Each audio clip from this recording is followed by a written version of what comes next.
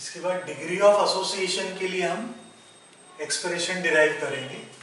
मान लीजिए ए कोई सब्सटेंस है, ये एसोसिएट होता है, इसके n मोल लिए ये इस टाइप से एसोसिएट हो जाता है।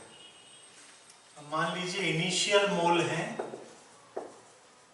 1, एसोसिएशन के पहले ये 0 मोल है। इक्विलिब्रियम मोल मान लीजिए इसके अल्फा मोल एसोसिएट होते हैं, तो 1 में से अल्फा मोल एसोसिएट हो गए तो बचा कितना, 1 माइनस अल्फा। अब ये कितना होगा, अल्फा बाय n। यदि डायमर बनता है तो अल्फा बाय 2, ट्राइमर बनता है तो अल्फा बाय 3, टेट्रामर बनता है तो अल्फा बाय 4।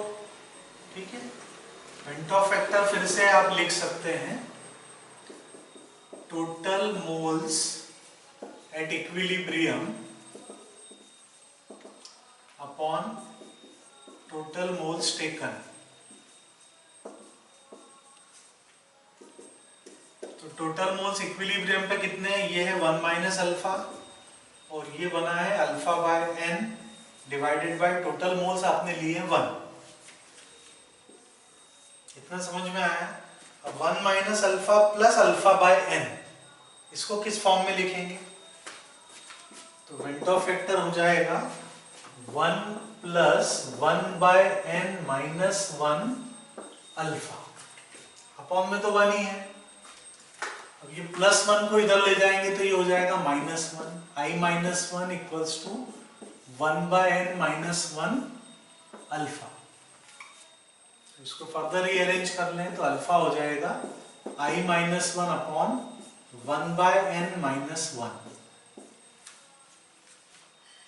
अल्फा क्या है यहां पर, degree of association. Alpha degree of association है।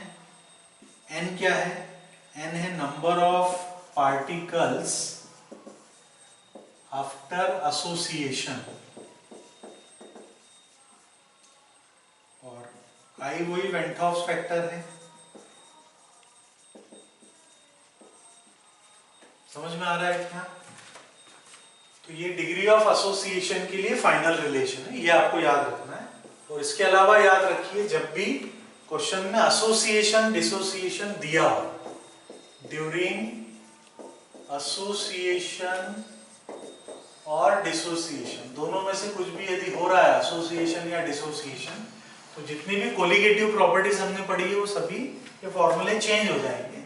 चेंज हो जाएंगे मतलब relative lowering in vapour pressure, ये मोल फ्रैक्शन के इक्वल होता है। तो यहाँ पर बस आपको वेंट ऑफ फैक्टर से मल्टीप्लाई करना है। ऑस्मोटिक प्रेशर का फॉर्मूला हो जाएगा I into CRT, went of factor से मल्टीप्लाई करना है। यदि एसोसिएशन डिसोसिएशन दिया है तो एलिवेशन इन बॉइलिंग पॉइंट ये हो जाएगा I into KB into molarity.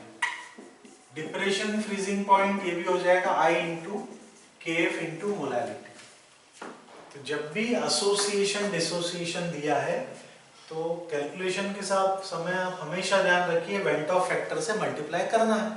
इसको आप हमेशा लिखिए। यदि एसोसिएशन डिसोसिएशन नहीं हो रहा है तो वेंट ऑफ फैक्टर की वैल्यू 1 होगी, हो रहा है तो उसको जो भी उनके फॉर्मूले है उससे आपको कैलकुलेट करना है। अब इसके बाद इनसे रिलेटेड क्वेश्चंस करेंगे।